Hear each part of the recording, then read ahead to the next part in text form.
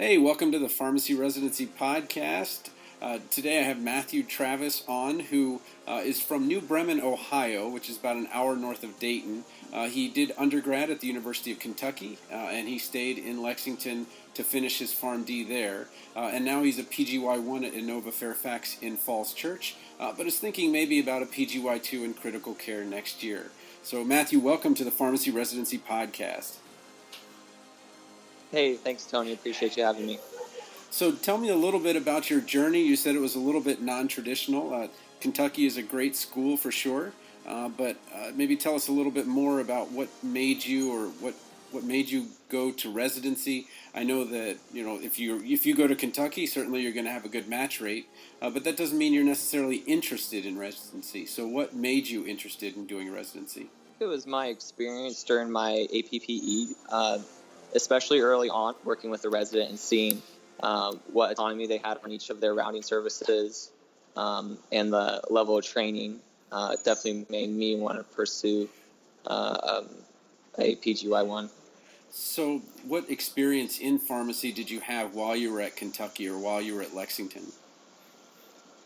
Most of my experience was actually in retail. I was part of our formal intern program at the University of Kentucky, and I worked in the ambulatory setting. So that was one of basically 4 to 5 of our retail pharmacies. Okay. So I had a really strong foundation in retail. And then what I noticed was a lot of that issues in retail and basically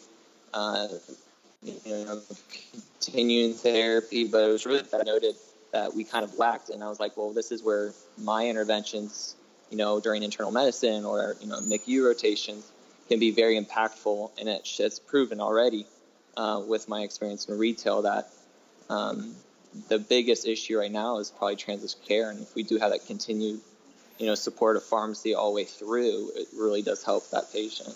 Okay, so you'll get some exposure to AM care, some exposure to those transitions of care, but your interests are in critical care and emergency medicine. Where did those interests come from? Oh, that was so I think early on. So again, like I said, had an elective at UK's emergency department, and I had a great preceptor and mentor. But really, it's that hands-on experience that I don't think pharmacists get, and some don't want that. I totally understand. But it was really starting giving IV medications or preparing the drips, working the pump, and helping the nursing staff with the pumps and concentrating rates. And then reporting to, so it was a comprehensive stroke center, so, reporting to all the stroke alerts and mixing the TPA right there next to the patient's bed, and then lining the tube. So I think it was a lot of the hands-on that you just don't get in other settings. And I know with UK that ED department is pretty advanced, and they do, it's not like that in every ED, I understand that, but I think that's definitely showing us where ED pharmacists can be involved and how much of the bedside assistance we can be. My MICU experience, that's where I saw following the patient, and that's where I realized I do like to, have daily rounds to be able to follow these patients day-to-day basis and help them, or see them from when they're intubated to expedation. So I think also having that aspect of rounding I did like, but that critical care patient, the multifactorial, complicated, maybe CRRT patient. So definitely a complex patient really makes my mornings go by quick and the day go by pretty slow, but it's a fun experience. Okay, well, tell me a little bit about your road to the residency. Did you go to Showcase? Did you do the Phase 1, Phase 2? How did you get to where you are? Do the Showcase at mid-year. Very intimidating, I would say, for anybody listening that's a fourth year going into mid-year. It's look at these programs that everyone's talking about, but it was really intimidating at first, and it kind of made me realize that there's a lot of people going for these really big programs. So I felt like small fish in a big pond, and there's a lot of well-qualified other candidates. So really realized that when I applied for Phase 1 and didn't get as many interviews as I would have liked. I actually only got 2 interviews, and I had to actually go into Phase 2.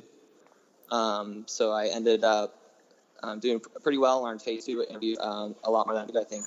Re-looking at the letter of intent and some more edits on the CV really helped. But I ended up having to do a PG or a phase 2 spot, but that's right now at Fairfax Medical Campus. And again, to all the people, lifers are going through this experience, it works out no matter what. I do have strong faith in that it's what is meant to happen will happen. If you truly want to do a residency, you'll have the support and guidance for somebody to really get you there. And I definitely had that strong mentors that really helped me get to here to Falls Church. Yeah, I hear that over and over again. Something that drives students crazy is the term, you need to be a good fit, because there's no criteria for that. They're looking for, check boxes and things like that. Tell me what it is to be a good fit for a match or a residency. I think the good fit that was really intimidating at first, I thought was academic. I thought was experience and really the showcasing yourself as, that top candidate. But what I'm seeing now and realizing more is that these programs, they want somebody that you can teach, because this is a whole year of, of learning. And if you are not one that's willing to reflect on yourself and realize we don't know everything and that we do need help from the beginning, and learn to ask for help, because we just know so little. And already noticing that now only within the first week of rotation. So I think it's your ability to know what, I think it's the way you look at yourself and be able to express that you're willing to put your guard down and ask for help, and know that this is a year of training and that you're able to be trained. You have the social skills to listen and be active during rounds, and etc. So tell me a little bit about how you can articulate that in a letter of intent, because you mentioned that you had revised yours.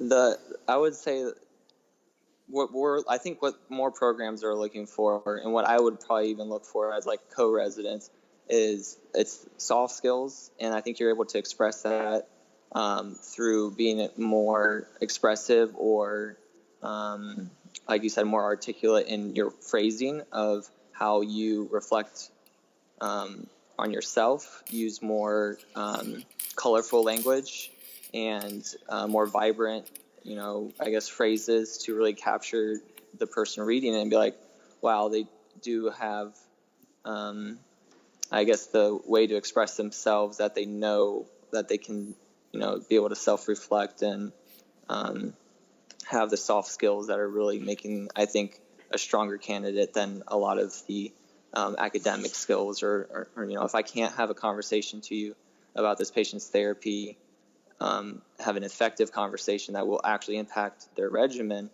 then that's not, we don't need that in the setting of patient care. I think we definitely need to be able to have a conversation to be able to make that happen.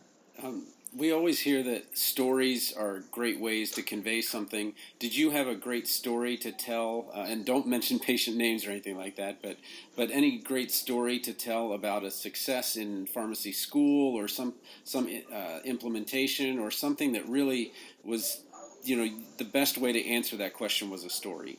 Yeah, absolutely. There was a specific patient on my MICU rotation, and I think without going into too much detail, the final, result of that story, what you would take home from listening to that, was my dedication to the patient and their therapy, getting all the details lined up for my resident, and basically you would take home that my teamwork skills and be able to work with people to have a better whatever it be, outcome or regimen or recommendation to a physician. So I think as a team, working with some people with multiple residents, I definitely think our PDs are looking for people who can get along and work well with other people on the team, especially like staff pharmacists and anybody else or future students that you might be precepting. But again, yeah, I distinctly, recall going over that story. I definitely would advise, fourth year students to have one that they can always lean on, and that shows their personal skills, personable skills, their communication skills, and how well they work with other people. I think is definitely something that they're looking for. You're at kind of one of the best of both worlds hospital. You're at one of the largest hospitals in the area. So you're in a community hospital, but at the same time, there's a lot of teaching going on there. Can you tell me a little bit about that kind of hospital and how it's going to help you as you move forward as a resident? Yeah, I was so kind of oblivious that this existed outside of the world of academic medical centers. So I think depending where you go and who your influences are, you definitely get narrow-minded going into mid-year, especially that this is the only type of care that hospitals provide, which is totally false. So yeah, I was really fortunate to be able to be placed here at a level 1 trauma center in Northern Virginia, one of the largest in the area, but also a community hospital that has a lot of teaching units. So I think what's so great about having the best of both worlds here is some of the units and some of the rotations will have other medical residents and other medical students. So we'll get the full teaching service, but then some of my required rotations will be just me as the resident and the attending. So immediately, we're not having a teaching service anymore. It's going to be just you and the attending rounding our patients and really take on ownership and not so necessarily have, there will be teaching opportunities within that rotation. But I think on a larger scale, you're going to be equipped with tools and techniques and ways that you talk to that physician on a personal level. Probably after that rotation will be a way to, the way you talk to physicians in other rotations. So I definitely think it is the best of both worlds. I'm really, again, fortunate to have been placed here. I seriously pinch myself every day. That's awesome. Well, tell me a little bit about how you set up your rotations with your interests. I know they try to do the best they can to get you what you want to do and what you need before mid-year, but tell me a little bit about the actual rotations you've chosen. Okay, yeah, so my first one is internal medicine, and it's kind of it was a requirement, a required rotation, but the idea is to get us comfortable with the health record, the EHR, get comfortable with getting back into rotations after being off for a while, especially through summer and such. So my first rotation right now is internal medicine, a very really acute care internal med team. A lot of 6 patients. It's my first internal medicine rotation, so actually I'm really impressed by the level of acuity on this floor. My next rotation is in our cardiovascular ICU, which is not a teaching rotation. It is going to be one of those, small, probably with a PA, with a attending, and myself and my preceptor. So that's going to be a more intimate rotation, but the level of acuity is definitely higher. It's an ICU. And I was able to talk to my preceptor, Dave, and really emphasize my goals. And I think that's super important when you go into, your PGY1, is what are my goals after this year. And already I'm planning for mid-year for this year. We got, PPS coming up and thinking about PGY2 already. In November. And we haven't even started my second rotation. So I haven't even had another ICU rotation. Sure. So who knows what happens during halfway through that. I definitely think that I think my goals, I think I have them oriented in the right position to pursue a PGY2 in either that or emergency medicine. So again, I explained those goals to my preceptor, and then so after CVICU, I'm going to trauma ICU, and then after that, infectious disease, and that's going to be overlapping mid-year. And then I have emergency medicine after that. So I didn't get emergency medicine before that.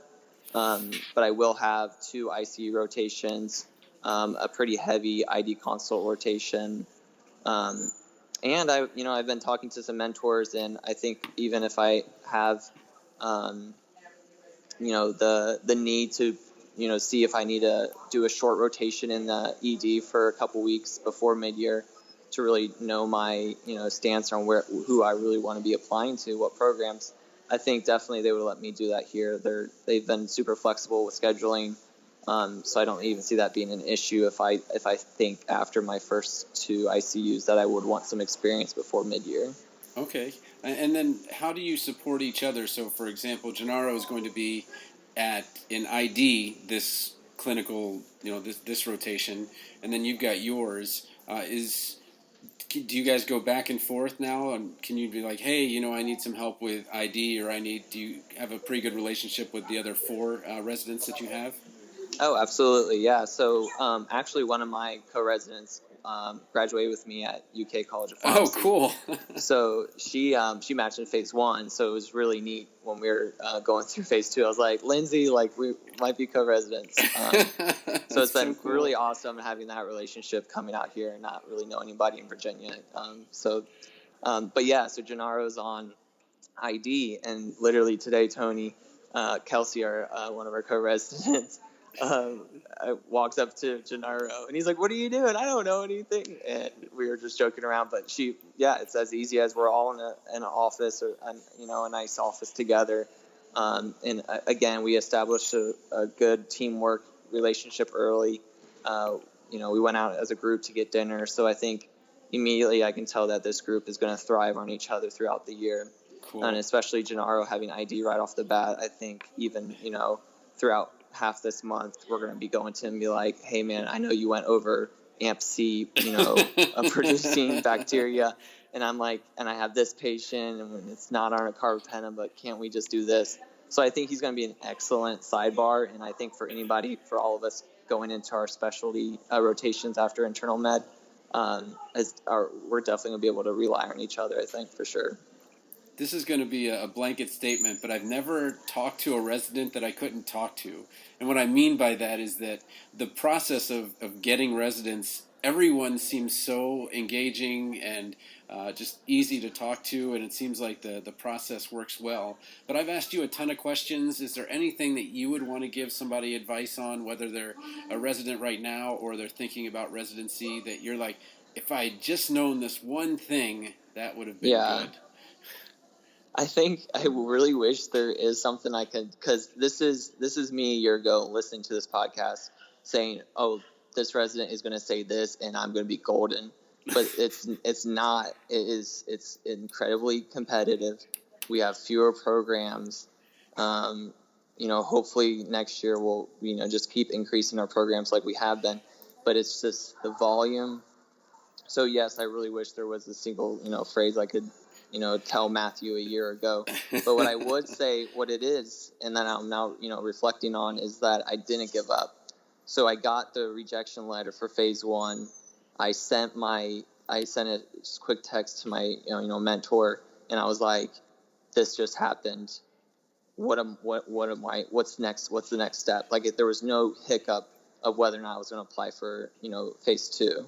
It was, this is what I want to do, and if you want to do this, they're going to have outlets. There's going to be people you can reach out to get you where you want to be for your PGY1. Awesome. I think a lot of people, I definitely suffered from that, being like, why was I not good enough for either of those programs I interviewed with? And it was a lot of why me? Why does this have to happen to me? But it's definitely made me stronger. I just know for a fact, like, I'm meant to be over here in Northern Virginia and, experience this training, and I'm not sure where next year is going to take me, but it's having that open-mindedness and understanding that it's not going to go your way. If it goes your way, that's just too easy. And that it's just take a breath, have a really solid mentoring group that has a great networking ability, or someone that you can rely on to be like, "Hey, actually, there's a Colorado position open. I've worked with a colleague before. Let me just send them your CV and like just tell them you're still looking. So I just think my relationships with my preceptors and mentors and letter of rec writers, they were advocates for me that from day one. And, you know, I was just blown away by email after email, someone just saying, hey, send me your CV. I just heard from, you know, Abby. So it's just, I think, you know, really have that strong foundation. So if I would say something, I would say make sure you have a really good foundation of preceptors you can rely on, and especially for those times of crucial moments of hours before you can submit a phase 2 application. Awesome. Well, thanks so much for being on the Pharmacy Residency Podcast. Hey, Tony, thank you so much for having me. Hey, thanks for listening to the Pharmacy Residency Podcast. And if you're interested in learning more about the interview process, go over to Amazon.com where you can check out 100 strong residency interview questions, answers, and rationales in print book, ebook, and audiobook.